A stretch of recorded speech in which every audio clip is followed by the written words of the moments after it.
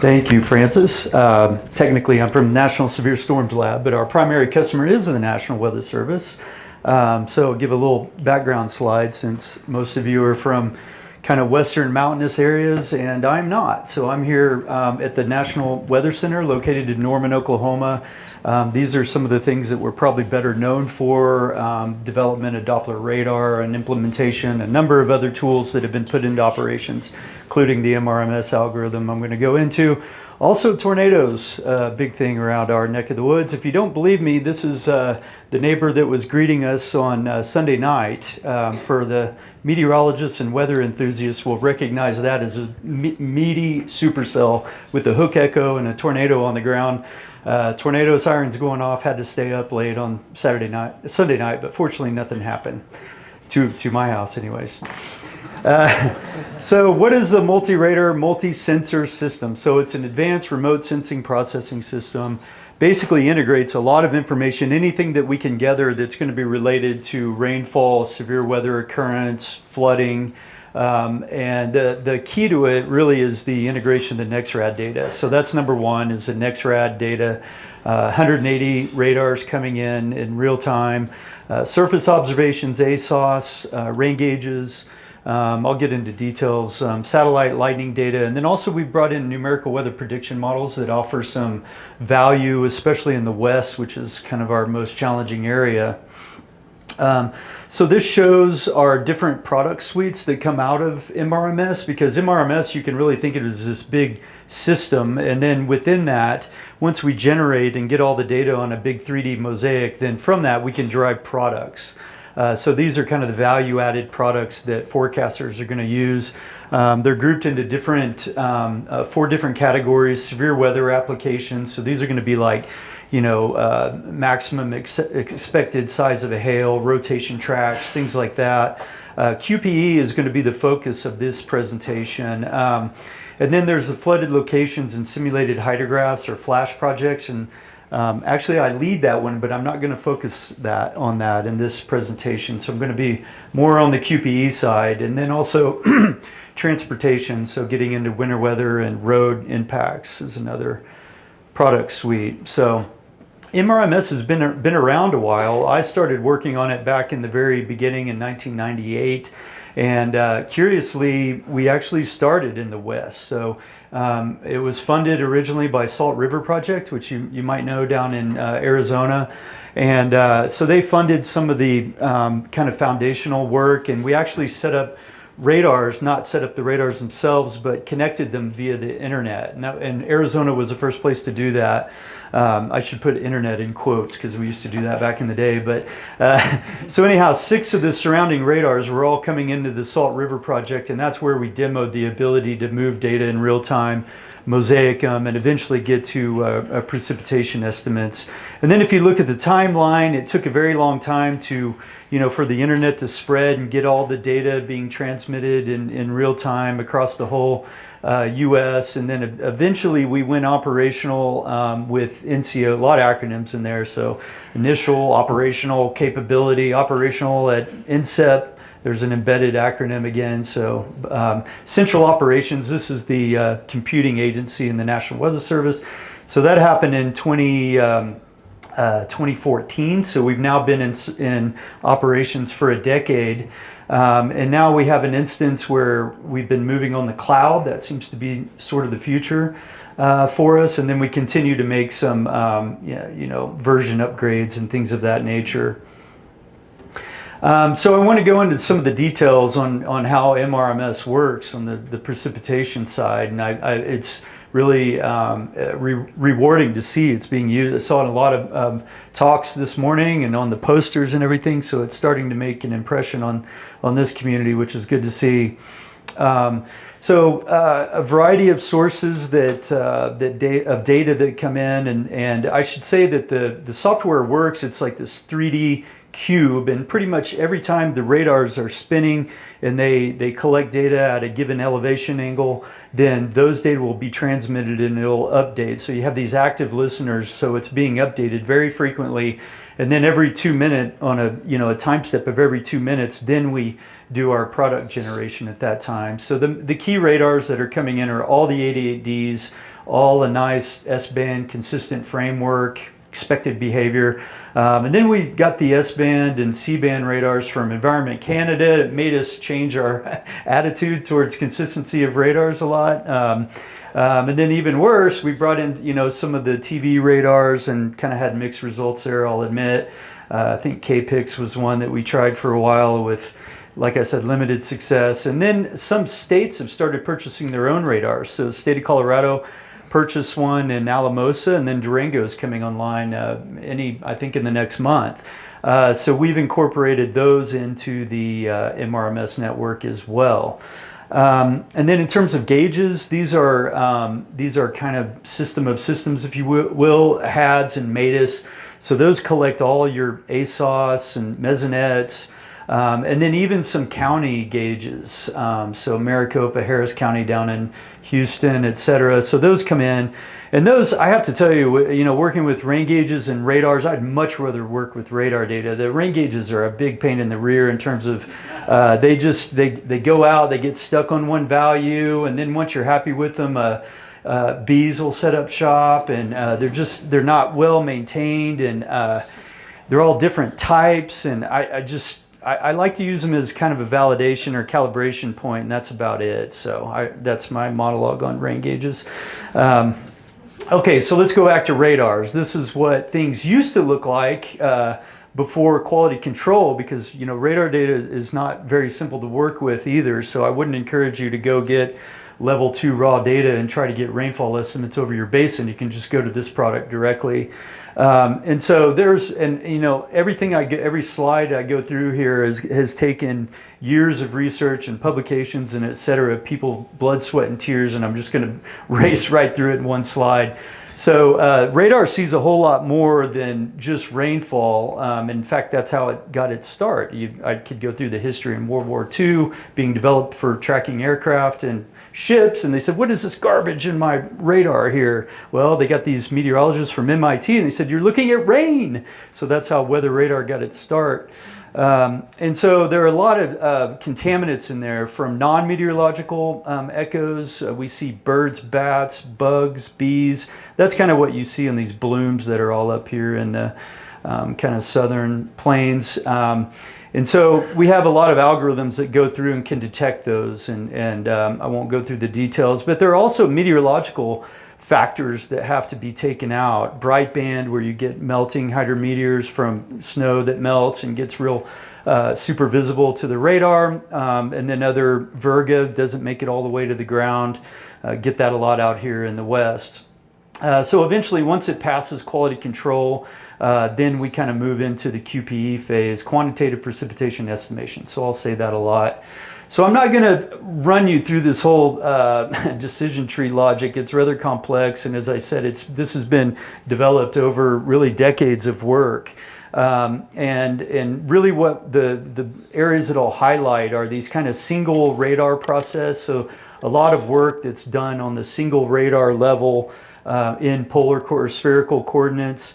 And then eventually we get into the multi-radar process. So this is where we start mosaicing things together. And you see a lot of this FDP-A, KDP-RV, all of these. And these are different variables that we got from the dual polarization upgrade a few years ago. And this was really a game changer for us on the rainfall estimation side. So really showed some really impressive improvements on that side. And then lastly, and this is largely through communication with folks out west here, we have this evaporation correction. So in other words, taking measurements aloft, you get a pretty nice sample, you're happy with the rainfall rate there, and then the radar continues to go about its business, and then the hydrometeors fall, they start evaporating, and then they advect downstream, and then we have to try to account for that. So that's another challenge in radar rainfall estimation. So these are the primary products I wanted to highlight. So and it depends on what your use cases are. In my case, managing this real-time flash flooding software, we have to have instantaneous rainfall rates. And so I'm going to rely on the radar-only QPE. So this one is updated every 2 minutes, and you get rainfall rates from that. And then we also accumulate back in time from 15 minutes all the way up to 72 hours. So if you're a real-time user and you can't wait around for rain gauges to do their tipping and collect and wait for an hour and then quality control and get transmitted, you need to use that product. But before you do so, there's this product called the Radar Quality Index, or RQI. And this is going to give you a scaled index from 0 to 1 on what the quality, it's a gridded, 1 kilometer gridded. It actually changes in time sometimes because it uses some environmental information like the beam location with respect to the melting layer. So you get a really low melting layer that becomes more problematic for the radar. Sometimes radars go out, and so the mosaicing has the ability to kind of cover those gaps, and so you need to know that. So that's what the RQI does. And then lastly, if you can afford to wait, if you're doing post-analysis or something like that, then the multi-sensor QPE is probably the way to go. So it starts with the radar-only product, and it uses RQI as a weighting factor. So it basically says if my radar quality index is poor, I need to bring in other information. So it's going to rely on rain gauges that have some prism-based adjustment. And even in certain cases where we don't have good gauges or radar, then we'll even use short-term model forecasts from the HRRR that'll supplement that. And it's all based on a weighting scheme there. And so you can see a snapshot of what these products look like. So, MRMS radar only 1 month of QPE, I can see where all the radars are, all the circles. Rainfall didn't look like that, right? So you got to look at the MRMS, the multi-sensor one that looks a little more like Rainfall. Okay, and then like everybody else and their dog, you're probably doing something with machine learning and AI, and we're doing it too. So this is showing kind of our standard radar only product on the left over here, and then these are these kind of bubble plots that we use a lot. So the diameter of the bubble corresponds to the rainfall accumulation, and then the color corresponds to our bias. So if it's too red, that means the rainfall estimates are too dry, too blue, or too wet. So you can see our standard is we're definitely underestimating. You can see here on the scatter plot. And then we developed this convolutional neural net, and this was been applied to the big atmospheric river year of 2023 winter. You can see a massive improvement there. So this one's still in developmental phase, so it'll take some time before this gets implemented in operations, but it shows a lot of promise, especially out here in the West. I don't know how much of an impact it'll have kind of in the eastern 2/3 of the U.S. So this shows kind of longer term statistics. I know it doesn't necessarily apply to you, but this is looking at the whole CONUS. And so this is looking at 2014. So this is the pre-dual pole era. And this is what we could do with the single pole radar QPE. And then when you do your gauge adjustment, then you obviously get an improvement here. But from somebody like me, in my perspective, I'm like, well, I don't use the gauge corrected. I can't wait for gauges to arrive, so that doesn't do me a lot of good.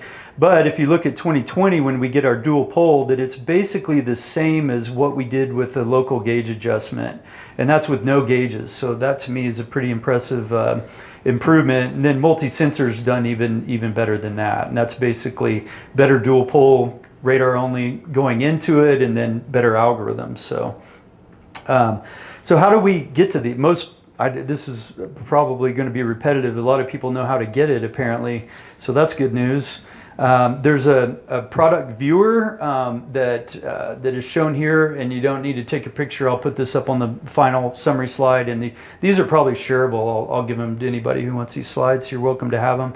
But that's the product viewer, and you can go back a few years on here too, so you can go look at prior cases if you'd like. Okay, so I want to switch gears here a little bit and get into less operational mode and more experimental mode, and talk about observatories, and Catherine alluded to this a little bit earlier. So this is a Spring Creek fire which occurred back in 2018. So this was in Colorado at the time. It was the third largest state, but then other fires have superseded it quite a bit, and it's a mega fire, as you can see.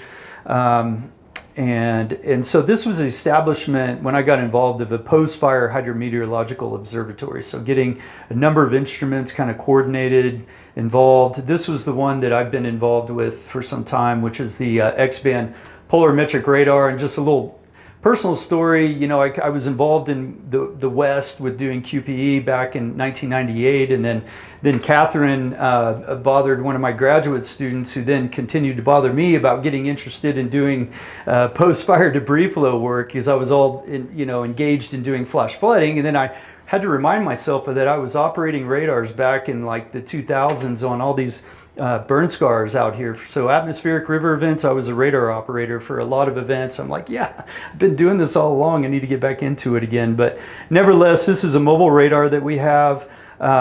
The biggest difference is going to be the wavelength that it's operating. So not S-band like NEXRAD, but X-band. So it's a much shorter wavelength. And because of that, I mean, it's kind of, you get your pros and cons with that. You can get much better spatial resolution. So 75 meter instead of like a kilometer range gate resolution. But there are going to be some cons with that, and it's going to be attenuation. And I'll show that in a moment. And then here's another instrument that we use. We can get with the near field remote sensing, we use these stream radars. And these are placed either on cables above a stream. If you've got trees nearby, that we put them on bridges, culverts. They can be put about anywhere. And I've got about a dozen of them. Many of them aren't being used. So if you're interested and have some use cases, and we need to talk. But nevertheless, it's two radars, one pointing down, and then one of a Doppler radar that's pointing either up or downstream. And then with that information, get the stage and then the surface velocity of the water. And then another project we have funded by USGS is to develop a bank-to-bank scanning LiDAR. So if the stream is ephemeral, or if it gets clear enough, then the LiDAR can penetrate through there and give you the bathymetry. So then you can, in theory, you can estimate discharge without needing a rating curve by doing this. And you don't have to build up a lot of data. You can put your instrument up and you've got discharge on day one, which is nice. So let's look at some cases. This is a Spring Creek experiment summary. So this showed an animation. Let's do it again real quick. And the reason why I wanted to show this is you see a storm that kind of approached from the northwest and parked right over the radar, and then it revealed all these gross artifacts, so these kind of wedges cut out on the radar. And so that's why we discovered this need to merge with MRMS.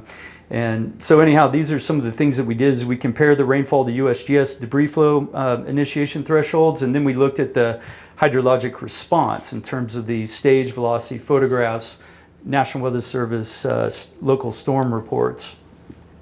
So this shows a 15-minute period. This is the NOXP before the mobile radar, before we did anything with it. And so you can see there's a big storm parked right over the radar.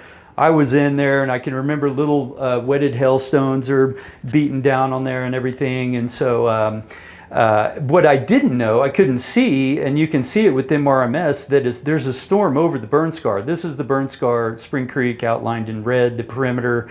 These are gauge basins that the USGS had put the stream radars up in. And so you can see that NOXP is presently blinded, is completely unaware of that.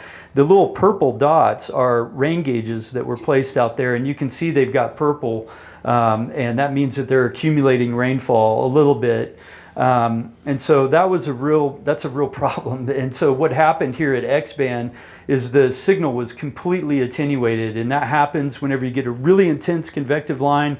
And if you're looking up the line of intense convection, you can lose the signal completely. Or what I think happened here is having a wet antenna where you have rain and hail right on top of the antenna is a real problem for us. And so you can see that we end up getting a whole wedge cut out of data, and that's a big issue. And so what we did is we developed a simpleton technique to merge MRMS with NOXP, and you can see the result down on the bottom left. It looks a little clunky, and you can see the pixelated stuff going through there, but we're trying to maximize the coverage from MRMS and then the resolution from NOXP by doing that.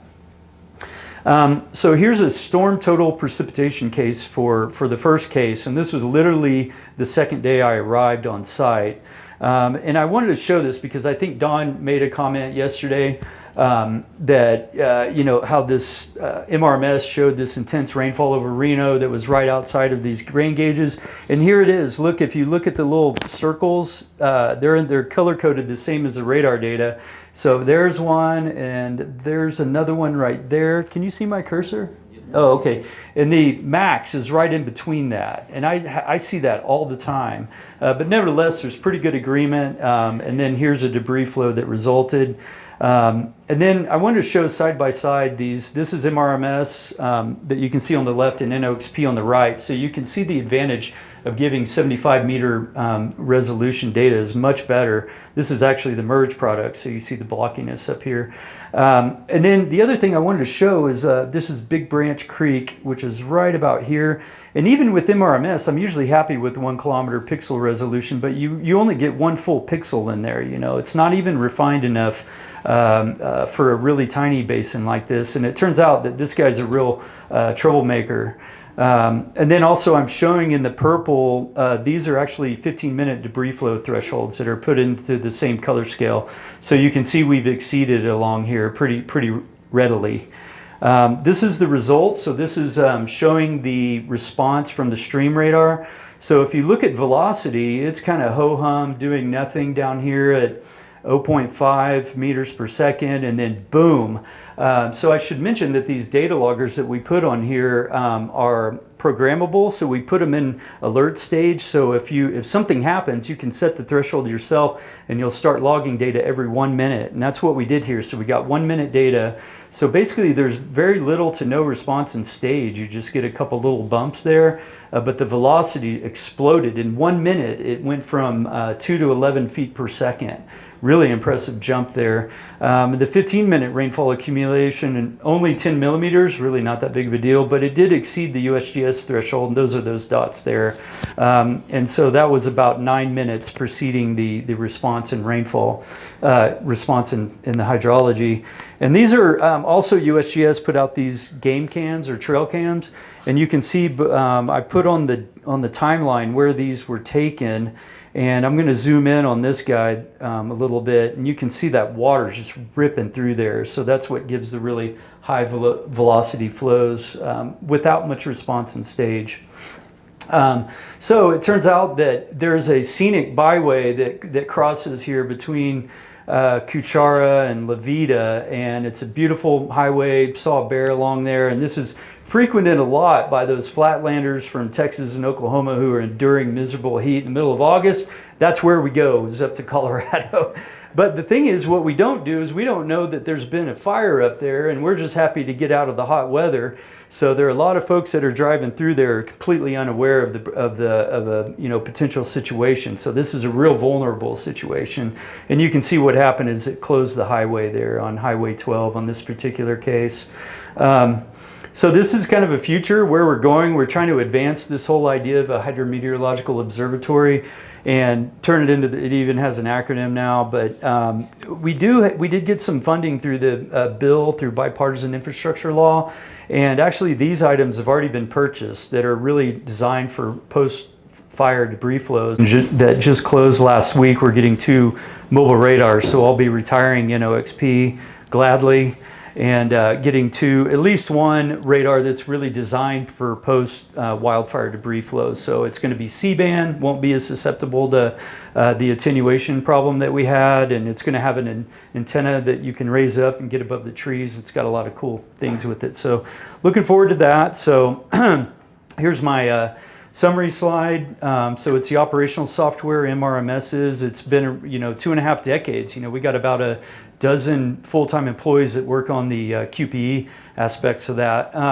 I gave the salesman kind of component of the talk. It's not perfect, and radar coverage in the Intermountain West is incomplete. And generally you're going to get an underestimation because of that. There are some other ways we can do that with some gap filling radars, and I'm a little skeptical. It's kind of coming through private industry, but we'll see. But machine learning does show some promise to fill in those gaps. And then lastly, even in your little summertime thunderstorms where you get a relatively high melting layer and we get good samples under there, largely after interacting with some of you folks and USGS and beyond, that we found that you still get these wetted hailstones that cause this specific variable, specific differential phase to blow up, and we get over estimates. But they're really hard to see. I mean, it's I'm glad you guys brought it to my attention. So we're trying to deal with that one as well. There's the website. If you need access to real-time or archive data, contact me. If you want to talk more about the FLASH project, then please talk to me about that. And lastly, you know, given these instruments and tools that we're trying to coordinate, you know, we're seeking collaborations, because we don't really know where the most vulnerable you know, burn scar is, or what other research activities are underway, where we can get funding to do that sort of thing. So happy to talk to people. So I'll just stop there and thank you.